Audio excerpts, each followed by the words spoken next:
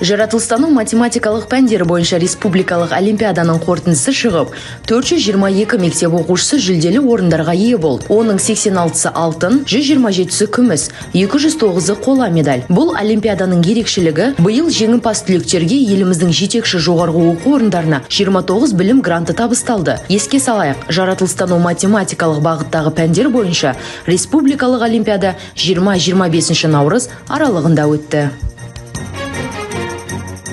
Осы аптада әлеуметтік педагогтерді коучингтің тиімді әдістеріне үйрету және оларды кәсіби қызметте тәжірибеде қолдану мақсатында вебинар өтті.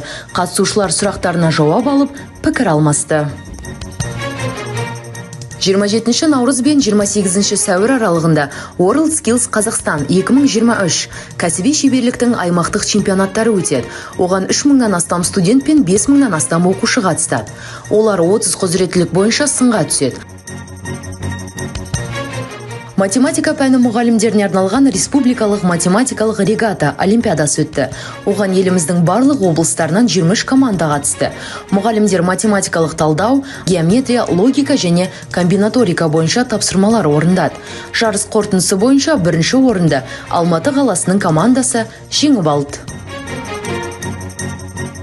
Қазақстан Республикасының оқу ағарту министрлігі мен ғылым және жоғарғы білім министрлігі заманауи педагогтерді даярлау мәселелері бойынша ведомстволық кеңес құрды. Өткен аптада облыстық білім басқармаларының басшылары, педагогикалық жоғарғы оқу орындарының ректорлары мен ведомстволық бағынысты ұйым басшыларының қатысуымен қос басқарманың бірлескен отырысы өтті. Қорытындысында кадр сапасын арттыру және оқу орындарын жоғарғы білікті мамандармен қамтамасыз ету бойынша жұмысты жалғастыратын ведомствоаралық кеңес құру туралы шешім қабылданды.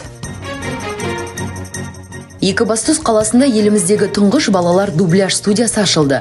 Онда мектеп оқушылары шетелдік танымал мультфильмдерді қазақшаға аударып дыбыстайды. Олар Беймакс мультфильмінің бірінші бөлімін тәржімалап, жоба тәуелсіздік ұрпақтары байқауында үздік атанып, 3 миллион теңге мемлекеттік грант иеленді.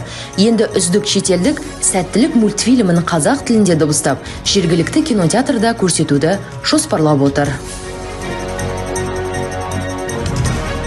Қазақстан Республикасының оқу ағарту министрінің міндетін атқарушы құрылымдық бөлімшелер мен облыстық білім басқармаларының басшыларымен білім берудің өзекті мәселелері бойынша кеңес өткізді. Жиын барысында білім беру сапасын қамтамасыз ету комитетінің төрағасы Ернұр Дәуенов басым бағыттары бойынша тапсырмалардың орындалу барысын қорытындылады. Олардың қатарында білім сапасын арттыру, балалардың қауіпсіздігін қамтамасыз ету, ұйымдардың инфрақұрылымын жақсарту, оқу ағарту жұмыстарын жүргізу, мұғалімдерді оқыту және азаматтардың өтініштермен жұмыс жасау бар. Қорытындылай келе, оқу ағарту министрінің міндетін атқарушы бөлім басқармаларының басшыларына бір қатар тапсырмалар жүктеді.